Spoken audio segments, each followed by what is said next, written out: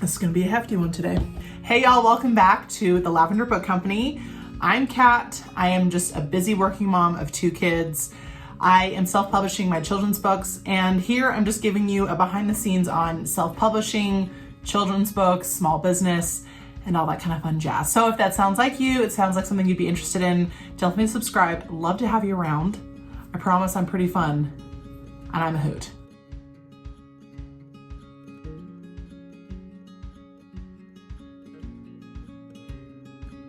Look, I'm like a real YouTuber now. I have a candle in the background. It's on, it's lit. I just don't think you can really tell. Today's video was kind of came to fruition over from Instagram. If you're not following me over there, definitely follow me there. That's probably the social media platform that I'm active on the most. And I kind of touch base with you guys the most over there. So definitely follow me over there. And it kind of came to fruition over there because I put up a question box and asking people what they would be interested in knowing more about when it came to creating a children's book. And most of the questions I got were kind of revolving around the logistics of a children's book. Some people wanted to write a children's book, but they didn't even know where to go. They've written one, but they didn't know where to go from there. So after my 1 year of research and developing my first children's book, I decided to compile everything together into one video. So this way you don't have to run around to different videos. You don't have to try to remember which one to go back to for which information. And I wanted to give everybody just one freaking video that you can refer back to if you need it. So everything is going to be timestamped in the video. So definitely save the video if you need to refer back to it in the future. Everything's going to be timestamped. I'm really just wanting to help other people out because the amount of time and research and stress that I had to go through to find this information was just ridiculous. And I've learned a lot of things along the way as well. So I want to help you guys. I want to help everybody else sound like a pro. So when you're dealing with printers and other people like in the industry, you know what you're talking about and you know what to look for, you know what questions to ask. And unfortunately, with these kinds of things, you don't really learn which questions to ask until something happens. And I will kind of reveal one of the things that have happened to me, and I'm going to help you guys avoid the same mistake. I do want to give a really quick disclaimer before we jump into anything. I view children's books very special. And so the way I go about this process is really because of my viewpoint and my passion and my belief in children's books. I don't believe that they should be just like quickly produced and pumped out without really any thought or anything behind them. Children's books are very powerful, and you are helping facilitate like quality family time with parents and children. And a lot of conversations can be had in these moments. A lot of lessons can be learned. You never know which characters and which stories are going to really connect with a child and which ones are going to stay with them for a long time. So it's really important to put a lot of thought and care into these books, and they shouldn't just be quickly produced and pumped out. That's my own personal viewpoint, okay? That's just my own. So don't come at me. We all have our own opinions, okay? But that is my opinion on children's books. I think we have strayed too far away. I think people are okay with cutting corners for kids now, and children's books, not all of them. I have several modern authors that I absolutely adore and love and think they're doing amazing things.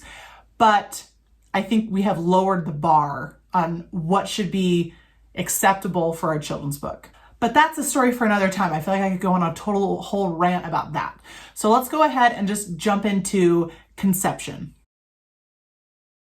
All right, so you have an idea for a children's book, or like in my case, you have a character who just won't leave you alone. And that was Theodore. He stayed in my mind actually for a few months, and I just knew he just had to be my first character.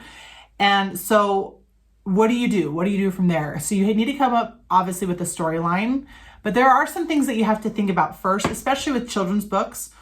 You have to think about what age range do you want to write to, because that's also going to determine the kind of language that you use. You want to also think about the word count. Now, it's not like a hard and fast rule. Like there's no law with, okay, if you write to this age range, you have to stick to this word count. It's more so like a guideline. There's tons of them online you can kind of look into. Obviously, the older the child, the longer the book can be. So you need to decide who you want to write to ultimately, because you need to keep that in mind throughout the entire process. You also want to think about how you want to write your book. Are you going to write it like in a typical traditional storytelling fashion? Do you want to do it in a rhyme style? So these are all things that you obviously want to think about before you even start writing. But an important thing to keep in mind with children's books and characters is your character relatable? And this could be on several different layers. It could be a character who's really silly and outgoing, and a lot of kids can find connection with that. Or it can be a character who actually struggles with something, but then they succeed on the other end. Kind of like how Theodore is. You know, he has this adventurous spirit, but he's also lacking a little confidence in order to be able to complete something, but then he finds it later on. And so that's something that kids can relate to as well, because that's something for them that's really real and personal while they're trying to figure out the world around them. Also need to figure out what messages do I want to send, what conversations do I want to be sparked between the parents, what lessons are going to be learned from this character. Those are all things you need to keep in mind as well. All right, so you have your character, you have your storyline, you have the messages you want to send. Now you have to get into writing it. So obviously you want to keep in mind like your word count, how you want to write it, and all that stuff. So when it comes to actually writing, everyone's process is going to be very, very different, and that's totally fine. You may be the post-it note person who just puts a post-it notes everywhere, and then you have to kind of funnel it down onto the computer, or if you want to handwrite the whole thing, whatever your process is, you just have to end up writing it. But there are some things to keep in mind when you're writing it. You want your writing to be very clear, but that does not mean that you have to talk down to kids. So for example, in my book, my writing is very clear. It's very straightforward, but I didn't shy away from using some maybe more advanced words. And I did that very purposefully. And I do the same thing with my own kids. I don't talk down to my kids. I use my normal language with them. And that's how kids learn. That's how kids learn the language. And I never like talking down to a child. So that's just my own personal opinion. I think it's different to simplify something. It definitely needs to be simplified for a child to understand, but it should never be dumbed down. Something I definitely learned going through the process in my first book is you have to write and think in the terms of spreads. And what I mean by that is you have to remember that a normal novelist uses their words to describe all the characters and the scenery and the world and all the pitfalls of the characters. But one thing that you have that's an advantage, but also can be very difficult, is you have the illustrations. And the illustrations play a massive role in this storytelling process. And because it's so visual for children, they can make a lot of connections here. So when you're writing out, you want to think about how much you want to put on a page and what is going to be shown on that page. So you want to be thinking in spreads the entire time. And to me, that really helped kind of going through that process initially the first time, because then for the second time, things have been much faster the second time around because everything makes more sense to me now. And that's one of the things that I've done that has really helped my writing style, is I've kind of just visualized all the spreads. I've imagined which page breaks I want where, and it's just made things so much smoother. After you're done completely writing, before you move on to illustrations, hold your horses. You can't go there just yet, okay? When it comes to a children's book, unless you just want to waste a bunch of time, I would you need to nail down your manuscript. And a few changes later down the line is fine. If you want to change like a couple little words here and there, that's totally fine. But because you're basing the illustrations off of the writing, then you need to really make sure that your manuscript is nailed, because you don't want to waste a bunch of time either doing the illustrations yourself and then having to redo them, or if you're going to be paying somebody, you're paying somebody to do those illustrations. You don't want to be wasting any money or time on that portion. So really make sure you nail it down.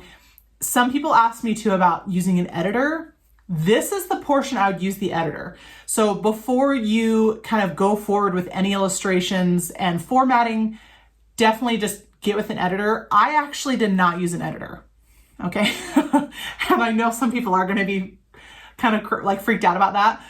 Now, in the future, I may decide to work with an editor, but to be honest, I just didn't want to spend the money on it.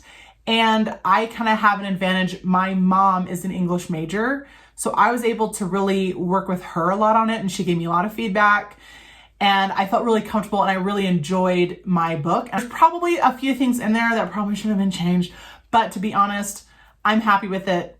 My mom was really happy with my writing in it as well. So that's kind of your call, but if you do want to work with an editor, now would be the time before any illustrations start.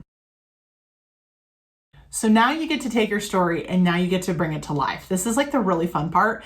And one person even messaged me on Instagram and asked me, what is my favorite part in the process of the children's book?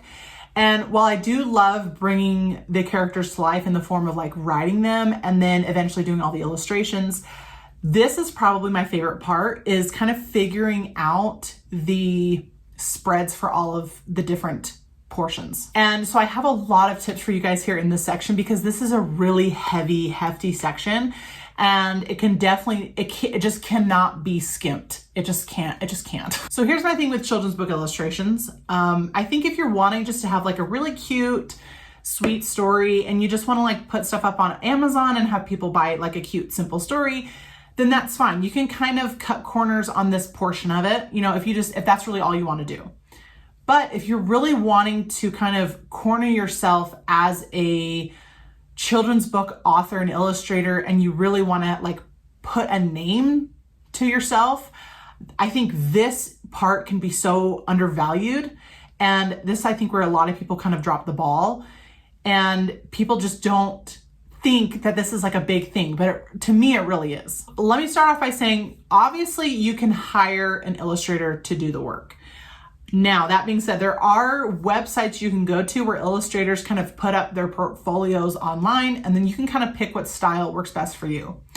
I have been told from several different children's book authors that it can cost about $2,500 to have someone illustrate your book. Obviously, that's going to depend on the size of the book, how many spreads there are, what's the art style like, what their own personal charge is going to be, all that kind of stuff. But the average number has been about $2,500. So that can vary from there, but take that with a grain of salt. So everything going forward from here, I'm just going to be talking to the people who are actually going to be doing the illustrations themselves, and I can help you guys through this process because it can definitely be very daunting. So once you're ready to get into the illustrations, finally, you need to decide on what medium you want to be used. What's the style going to be? Is it going to be a digital art? Are you going to do like actual physical art? You're going to have to think of all those kind of logistics before you start, because the whole idea is you're wanting to not only make this as seamless as possible, but you're wanting to save yourself as much time and energy down the line as well. So you just want to have everything nailed in one step before you move on to the next step, because unlike a novelist who their entire process is like going back through and re-editing and re-editing and re-editing, for children's book author and illustrators, it's very different because you're writing everything and then you need to nail it. Then you need to move on to the illustrations, and you just don't want to waste time going back and forth. You're obviously going to want to also pick a size. It's going to be based off of personal preference. You might also want to do some market research. You might also too want to look at your own books and see which books you enjoy kind of holding and reading the most to your kids. That would kind of give you a good idea. There's really no like hard and fast rule or law about what size children's books are. So you kind of just need to decide on which size you want to go with and just kind of go from there. So for my own books, this one is an 8x8. So it's just an 8x8 square. And all my books are going to be 8x8 unless it's like a special story or special scenario where I want to change up the shape and size. But I wanted all the books to be the same size. That way, if people want to keep all my books together, like on the shelf, they're the exact same size, and they can and aesthetically, it would be very nice to have them all the same height. So that was my whole idea and concept, be having all my books the same size. Now, before I start any of my actual spreads, like legit spreads, there's a few steps that I take before getting there. And the first one is creating a full color sketch of my character and also making sure I know which colors I'm using. So then that way, when I'm going back and drawing that same character over and over, I can reference back and I make sure I'm using the same colors. So then that way it's consistent throughout the whole book. And also remember that the medium that you choose is going to help tell the story, and it's also going to help share more about the character than you think. And for example, I wanted to show the difference between my first book and my second book because they're going to have very different feelings, but that's for a purpose. These are not arbitrary choices. Everything that I choose is very specific for a reason. So this is the Theodore James book. As anybody knows, if you've watched my channel at all, or if you followed me at all, you know my love for Beatrix Potter. Okay, that's the person who started this whole thing for me. That's where I get the Lavender Book Company. The lavender part is from Peter Rabbit. So, and that's the feeling that I wanted to get from the Theodore James book. So I'm very inspired by Beatrix Potter and her more classic traditional things. So that's where I got this whole vibe from. And that's why I chose to do color pencil for the entire thing, because I wanted more of that traditional feel. So I did that very purposefully. Now for my second book, for my character for my second book, it's going to be a much different feeling. It's going to be much more colorful. The character is much more outgoing. She's very fun. She's very extroverted. And so here, this is the cover art for it. So she's going to be in colored pencil, but then the entire world around her is going to be in watercolor, and I'm going to have tons of colors, and it's just going to be really, really pretty. So it definitely all plays a part in your storytelling process. So don't think that it just doesn't matter which medium you choose. After I've gone through and done an entire color sketch for my character, this is the portion where I start doing rough sketches, and I put them all on the wall, and it's very rough sketches, okay? Very, very rough. These are not pretty. It's more so just to see the perspective, and it's also to make sure that I'm balancing out the book well, because I view a children's book as one continuous art piece and not separate art pieces. And the book needs to flow well together, and it's one continuous story. So it should be very visually appealing, because obviously you want kids to be able to enjoy looking at your book as well. So if you're not familiar with art, if you haven't taken a bunch of art classes in the past, just know that with children's books, you typically, obviously there's always exceptions to this rule, okay? But typically you want to switch it up between a full spread. So that's going to be pictures that would take up the entire page. So this would be an example of a full spread, something that hits from one end to the complete other end. You want to have a few of these in here. And I typically reserve these for images or parts in the story that I really want impact. I've only saved those for like a few things. Then you also want to do some vignettes. So here you have just like separate little pictures, but they're all tied together with either the storyline, if something's happening or whatnot. You also have half spreads. So this one would be like a half spread right here. So it's only going halfway across the page. And so you just kind of want to mix it up between all of it. So that way it's more visually appealing to look at, and it's also appealing for the parents as well. There have been times already, so I'm working on my second book right now. There have been times where as I've been developing the story and I've gone back through and really have kind of dove into this character a little bit more, the rough sketches are the ones that I have changed. I have changed a few of them already, but it's all for good. It's because I'm into the story more. I'm getting more like visually clear on how I want the story to read and move and go. So if you want to change anything, now is the time. If you feel like you want to change something, follow your instinct on it, because this is your character. This is your story. No one else can tell you what's right or wrong for it. So definitely, if you want to change something, do it now while you have the rough sketches. Some last minute things to keep in mind with the illustrations too. You want to add in a bleed. So what that means is you're going to add on length to either side in the top and bottom on your actual final illustrations. And what this is for is when they go to actually print your book, there are times where those edges get cut off when they're printing the book. It's just how the process is done. So even for my newest one that I'm doing, so even though this is going to be an 8x8 book, I added in, this is me personally, I added in 1/4 inch onto either side and on the top and bottom.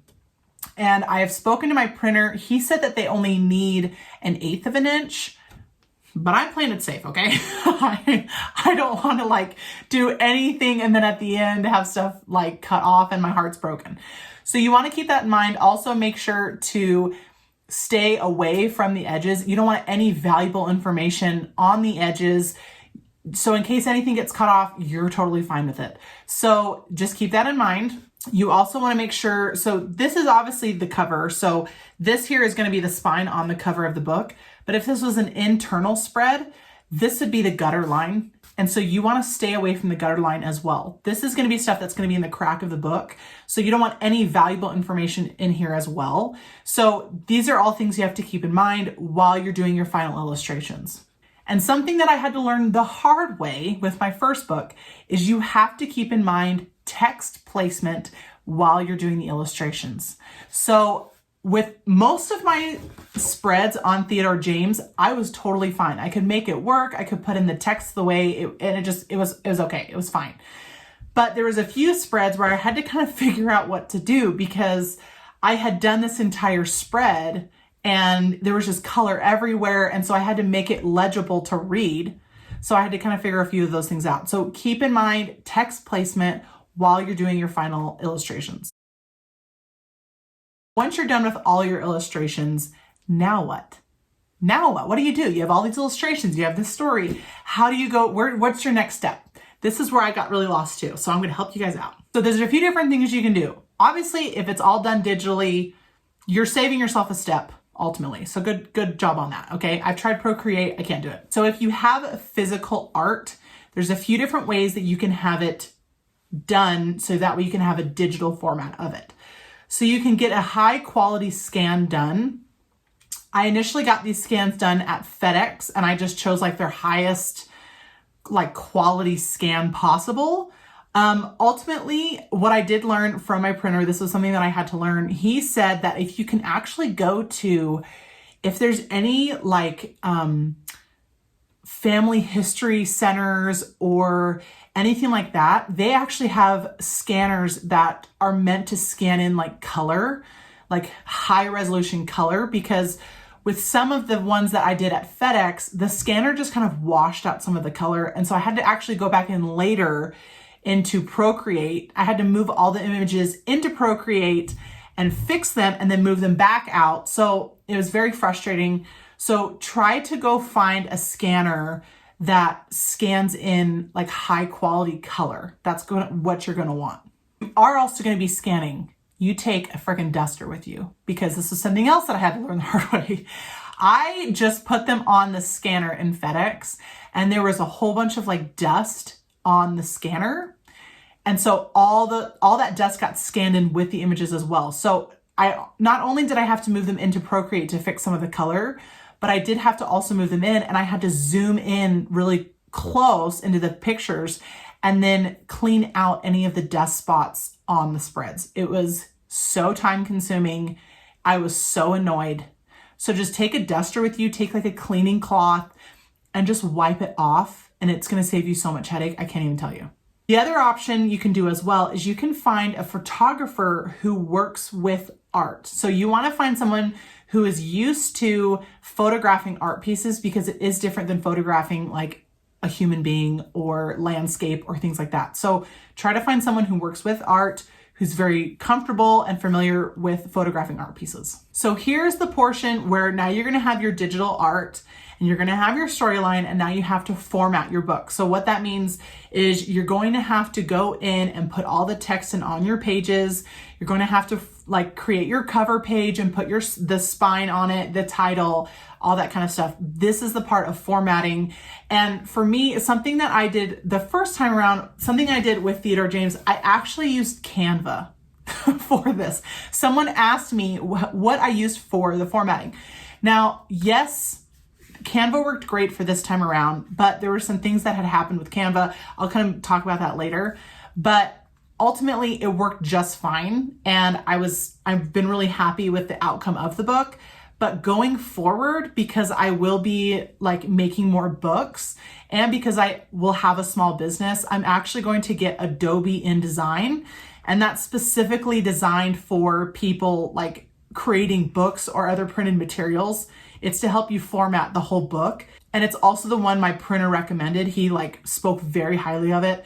Now it is something that you have to spend like a monthly amount on, but if I'm using it for my business, that's something that I can use like as a deduction. So definitely keep that in mind. I don't know if I would really say like if you're only really wanting to write like a children's book, I don't think it's really worth like spending all that money like on Adobe. But if this is something you're wanting to do for quite a while, then that may be something that you want to look into.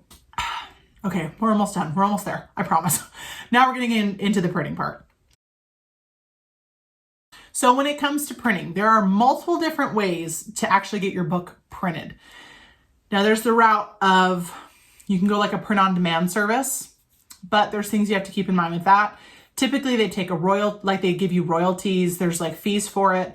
I really haven't heard great things myself personally. Like I think Ingram Spark is the one like really, really popular one. And there's been some drama there. And for me personally, because I was wanting to do my own small business, I didn't want to have the headache of working with anyone else. That was just me. I wanted to have the biggest profit margin I could, because I'm the one like writing and illustrating and putting in all this work. I didn't want to give away all the money back on the work that I've done. Just like with anything else, like you put your heart and soul into something and then you're going to go and turn around and sell it. I just seen a lot of people not really get a ton of royalties back when I feel like they've done the work, like they've done the majority of the work. And I just didn't want the headache of being tied to anything like that. So that was my whole thing. You can also go with like an Amazon, I think it's Amazon KDP, I think that's what it's called, where you kind of like upload your book into their system and then they print it off and then they ship it to customers. It's a really easy way for people to kind of get into it. I don't really think there's like a startup cost for it. So if that's what you choose to do, that's totally awesome. For me personally, I really am wanting to build like a whole brand. So I was really worried about like the quality, the materials that were used. I wanted control over the whole experience for the families who choose to buy my book, from like the packaging to the book itself. I wanted control over absolutely everything. So that's why I personally chose not to go with the Amazon route. Now, that being said, I am using Shopify as my storefront, like for the host for my storefront. And I will be funneling Amazon sales to my Shopify. So that way, if people go on to Amazon and buy my book from there, it just all funnels back to the Shopify account. I still have to do that. I still have to like Google a whole bunch of YouTube videos on it. I know you can do it. It's just, it's going to take me a while. So ultimately, you just have to decide what works best for you. There's pros and cons to all of it. Because I decided to work with a printer and hold an inventory, that requires a cost. And I'm obviously not going to share how much money it was like per book or all that kind of stuff. All I'm saying is you do have to save up a pretty penny to do it, and just know it's not cheap. It's definitely not cheap. But for me, it's what made the most sense in the long run.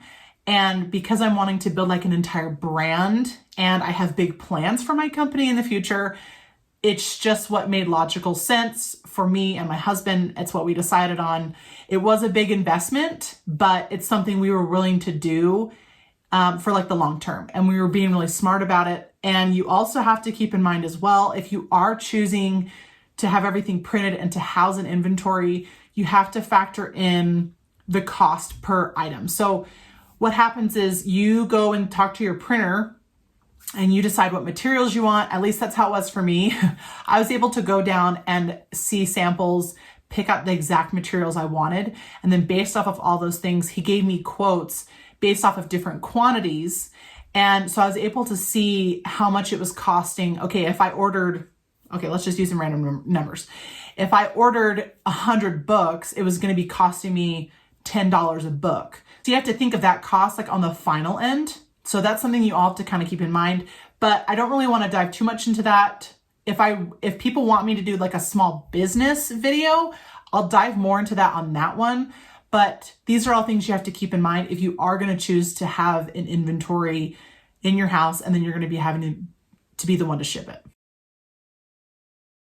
All right, so let's talk about copyright, ISBN, Amazon KDP number, all that kind of fun jazz. So technically, when you have an idea and you write it down on paper, it's copyrighted. That's just like legally how it goes. But if you want like a legal fight, then you have to submit a copyright form.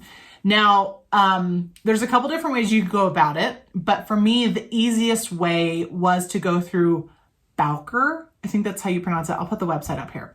So Bowker. So you create a like profile, like a login profile account, and then you pay for kind of what you need. So I also got my ISBN number through them as well. So it costs, I think it was about $80 to get an ISBN number. And so you have to get an ISBN number for each book. And not only that, I did find out, so mine's not going to be a digital or anything, but if you are going to have like a digital copy of your book, I think you need a separate ISBN number for that. So it's like any version of your book, you need a separate number for it. Now, some people will go onto Amazon and sell their book there and then use their number that they've generated. And there's a few reasons why you just don't want to do this. So if you have one ISBN number for your book, regardless of where it's sold, you can track that one number. You can track how many times it's been sold. But the problem is if you start with Amazon and you use their number, that number is only tracked on Amazon. So if you decide to take your book off of Amazon and then sell it elsewhere, that number will not translate out. So that number is only good for Amazon. So that's why you want to have your own ISBN number. So then that way you can sell it on Amazon with your own number. You can sell it through Barnes & Noble with your own number. You can sell it on your own website with that number, and then you can track it regardless of where it's actually being sold. So yes, it is a cost, but I would just do it. I would just absolutely do it. For the copyright form, I think it was almost the same amount. And how that process goes is I actually bundled it in with my ISBN number on Bowker. And then it was a pretty straightforward process on going in, filling in some information on the book, on me, the illustrator, and then it was submitting in all the files for the book as well. So then that way everything's uploaded and then they can see the entire book. And then you have to wait a little bit as all that government stuff takes forever. And then I finally got a form back saying it's like officially copyrighted. So then that way, in case anything was to happen down the line, I am covered like legally. So I have everything, all my ducks in a row, and I wouldn't even play with that stuff. So literally anything you can do to protect yourself legally, I would do it. It's so worth the money to save yourself the potential headache down the line. For the copyright page, because you don't want to forget about the copyright page, my printer actually was the one who gave me a copyright page kind of outline, like a format, and then he told me which information I needed to put in which spots, and then I was able to send that back to him, and then he put that page in there for me. So that's how that went. You can also, I'm sure you can Google like different copyright page formats, but I would talk to whichever printer you have. All right, we had a little crisis upstairs, but we're fine. We're gonna make it through this freaking video. All right, copyright page. So you can definitely talk to your printer to see if they just have a outline that you can fill out, or you can probably Google different formats, and then that way you can put it in your files if you're just gonna upload it to like the Amazon KDP. Also with the barcode, okay, here's something else that I didn't even think about. So the barcode. On Bowker, you can purchase a barcode that you can purchase for them to generate you a barcode. Now, from my memory, I would need to go on there and double check, but from my memory, it was not very expensive for them to generate the barcode, but I didn't have them do it because my printer actually generated my barcode for me, and he already did it for me, so I didn't even have to worry about it. So this is something I would definitely ask and figure out before you purchase it, because your printer might just go ahead and do it because they might have a system to generate one. So don't spend the money unless you actually have to. We're almost to the tail end, just a few more things to mention. Also, something you want to think about is a dedication page. Do you want a dedication page? I actually didn't really think about it, to be honest. I just totally didn't. I was so deep into everything else, I didn't even think about it. But my printer was the one who actually made the dedication page. And so he asked me what I wanted written on the dedication page.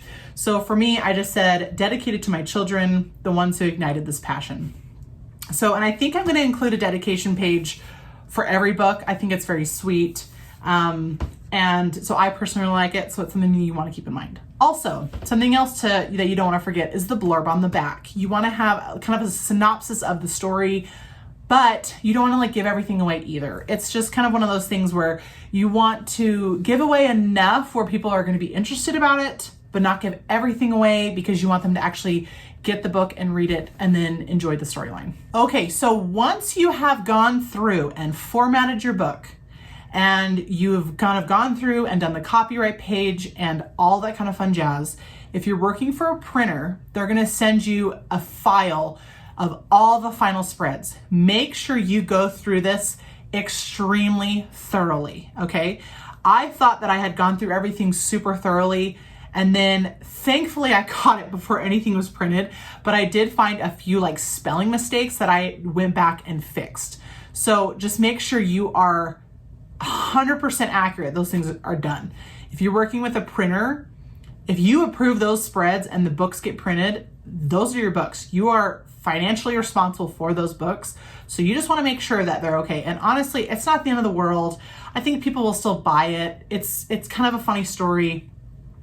You know, you can always fix it with the next run, but you just want to make sure that everything's fine, because I think the majority of us just want to avoid that whole thing like altogether. And one thing that I had to learn, so this is my story with Canva, okay? One thing that I had to learn going forward as well is to ask the printer to go in and double check the resolution on every single file. What happened was when I initially sent him all the files of the book, they were done like in a super high resolution. They looked fine, they were great. On the computer, they even looked fine. They even looked great. But then when I found the few spelling mistakes, I had to go back in. I re-imported some of the ones that I already exported. And then when I re-exported the files all again, I think that messed up some of the resolution on some of the spreads from Canva. And so what happened was, so when the book actually finally got printed, it's not on every single page. And it's very not, it's not like super noticeable at all. But there's a few pages where it's just not like as sharp as it could be. Now, it's not so blurry, it's like annoying to read. It's just barely, it's like barely noticeable. And so after going back through and talking to him, like once I noticed it in this advanced copy, that was something he brought up and said, well, it just had to do with the resolution. Like next time, that's something that we can definitely check and keep in mind. So that was one of the questions that I've had to learn through experience. And it's just one of those things. With any small business owner or anyone who's kind of venturing into these things, things happen, mistakes happen, and you just have to learn from them. And honestly, that's why I think like life is the best teacher, because after going through that experience, now I know for sure that's one of the questions like I have to ask before having anything printed again. So honestly, I'm glad it happened. It's not like a massive mistake where the whole book is ruined. It's just something that I now know going forward to double check. So that's something that you definitely want to ask. If you're working with a printer, have them double check that resolution. And the last thing I want to talk about is how long does it take to get your books printed? Okay, what to plan on. So it's going to take you about 3 months. So once you approve everything and things get sent off, it's going to take about 3 months. That's an industry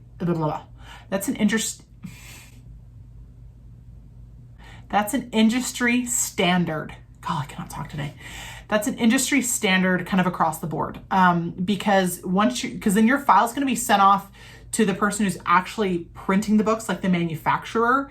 And you have to get basically like in their queue because other people are wanting their stuff printed too. So, and it's from all over the world. So you just kind of have to wait your turn. and then once things get shipped back and it's like a whole thing, all that kind of fun jazz. So I would also recommend, if you can find a printer who's like local, I would definitely recommend it. I am so happy with the printer that I have found. It's like a family-owned business. They've done great work. I love the material. I love like them having the samples. They've been so unbelievably helpful. They've answered all my questions. It's very personable. And I wanted to really find someone who I could have like a business relationship with down the line. And I even told him that I'm working on my second book currently, so I'm going to be talking to him about that in the near future. We're going to be rolling on the next one. So I definitely would recommend, if you are going the same route that I'm going, find someone you can kind of develop a business relationship with, because that's going to be just invaluable going down the line. I can't even like stress that enough. I also had someone on Instagram ask me about getting your books into bookshops. Now, I do want to answer this question. I do think it's an important thing to answer, but I'm wanting to keep like the business, like the small business side of it, separate from actual publishing part of it. So If you want me to do a small business video, leave it down below. Let me know what questions you have when it comes to this portion of it, the business side of it all. So I will answer that question in that video, but definitely start throwing some questions down there and then let me know, and I can kind of compile all those together as well. Okay, that was a freaking long video, okay? You guys hung in there. Y'all hung in there. So I hope I answered all y'all's questions. I really tried to go through and be like as thorough as possible. So if I missed anything, please ask me down below. Just shoot it down there below. I'll answer anything. I am an open book, okay? Because it was unreal, like the research that I had to go to. And I feel like there's so much gatekeeping when it comes to this self-publishing thing. And I'm like, why? Like, why? So if you have any questions, let me know down below. I'll answer anything. I don't really care. Well, just about everything. Just about anything. All right, you guys, that's it for today. Thanks for hanging out with me. I know this is a long one. Definitely make sure to save this video so that way if you need to reference back, you definitely can. Definitely subscribe. I'd love to have you around. Shoot me a thumbs up. It really helps my channel out. Appeases the algorithm gods. And I'll see you guys in the next one. Bye.